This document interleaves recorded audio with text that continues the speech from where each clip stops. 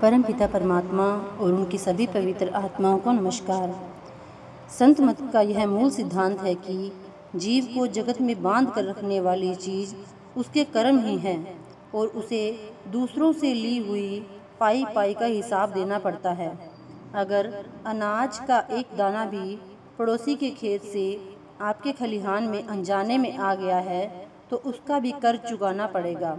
जब अनजाने में होने वाले कर्मों पर यह नियम लागू होता है तो जानबूझकर करी हुई चोरी, ठगी, धोखेबाजी, बेईमानी, हेराफेरी आदि का फल क्या होगा। सत्संगियों तथा जिज्ञासुओं को अच्छी तरह समझ लेना चाहिए कि कर्म और फल का नियम अटल है और कर्मों का हिसाब रखने वाली शक्ति इतनी होशियार और समर्थ है कि उसे कभी धोखा नहीं दिया जा सकता।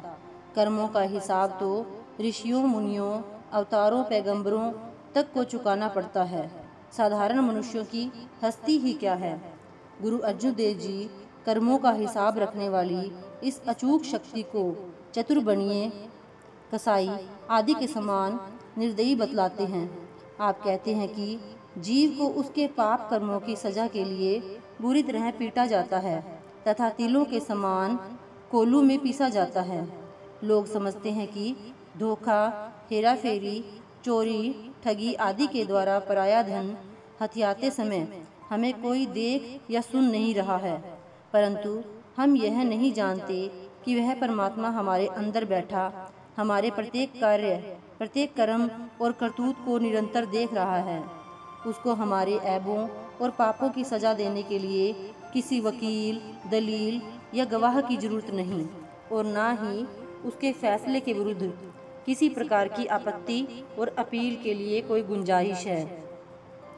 कहने को तो हम कह देते हैं कि परमात्मा हमारे अंदर बैठा है तथा संसार के पत्ते पत्ते, कण कण में व्याप्त है, परंतु हम यह नहीं सोचते कि हम कहते क्या हैं और करते क्या हैं।